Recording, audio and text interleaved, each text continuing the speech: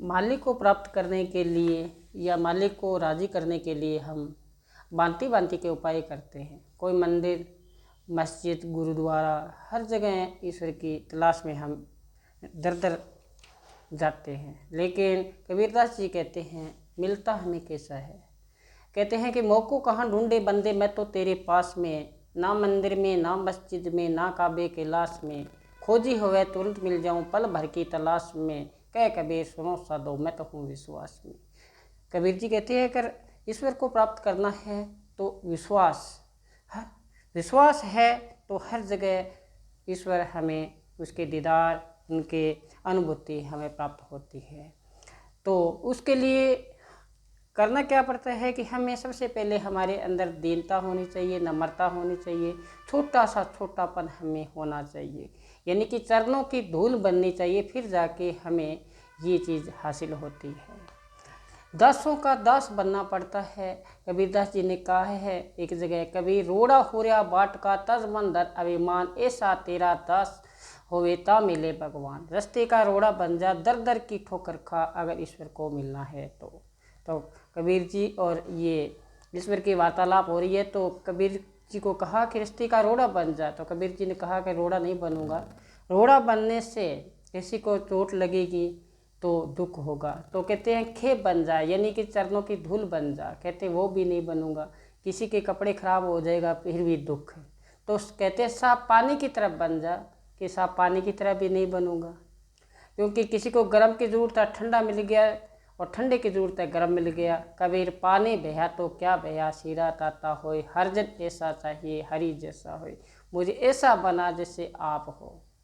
यानी कि ईश्वर को हर इंसान खुश करने के लिए उसकी प्रार्थना भी करता है। अगर चीज़ की उपलब्धि नहीं हो पाती तो हमें उसे नाराज़ हो जाते हैं, गालियाँ भी देते हैं, लेकिन ईश्वर किसी की रोटी बंद नहीं करता, सबको देता है।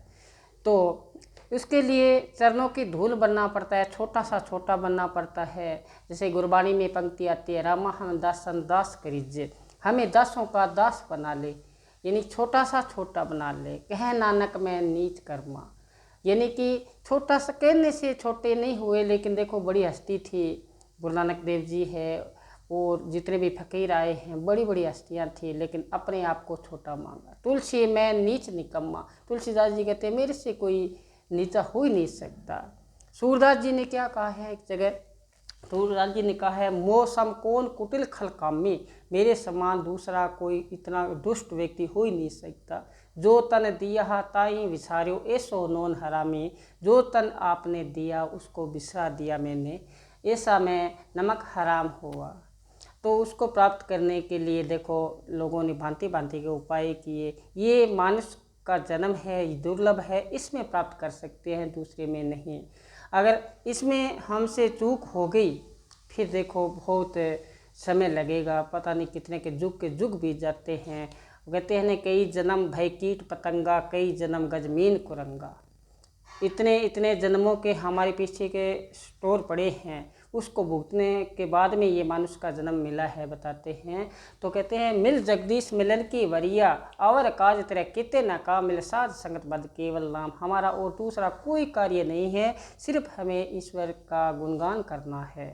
ईश्वर का गुणगान करना है तो इस जन्म में भी छुटकारा हो सकता है, और आगामी हमें सफलता उस पैदान पर हम पहुंच सकते हैं।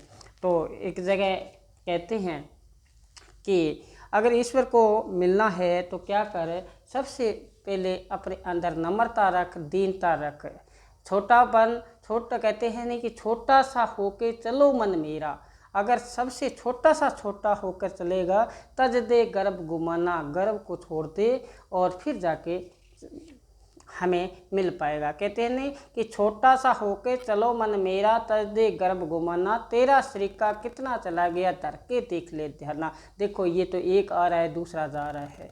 एक राजा के पास, राजा का महल था, वहाँ पे एक साधु आ गया और बैठा है। तो वहाँ के वजीर है और जो मंत्री है वो कहने लगे कि राजा का महल है, आपका यहाँ क्या काम है। तो फकीर कहने लगा थोड़ी देर के लिए रुका हूँ, सराय समझ के बैठा हूँ और चला जाऊँगा। तब दूसरों ने, वजीरों ने कहा कि सराय मत को, ये राजा का महल है।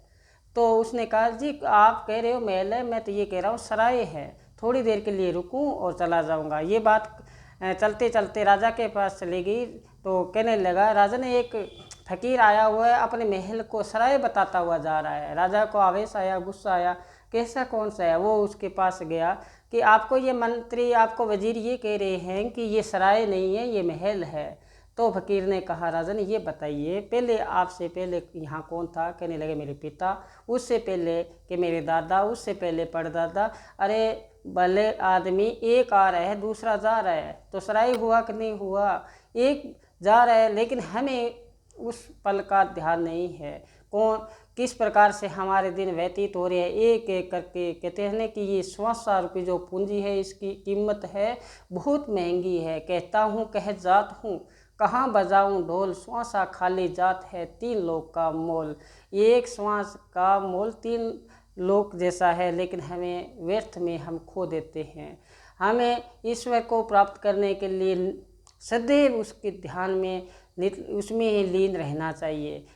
जहाँ भी रहें, कहते हैं ना, घर में रहो घर से बाहर, जोग जुगत की रीत, जो मुरसै राम के लाहो रोह जगप्रीत।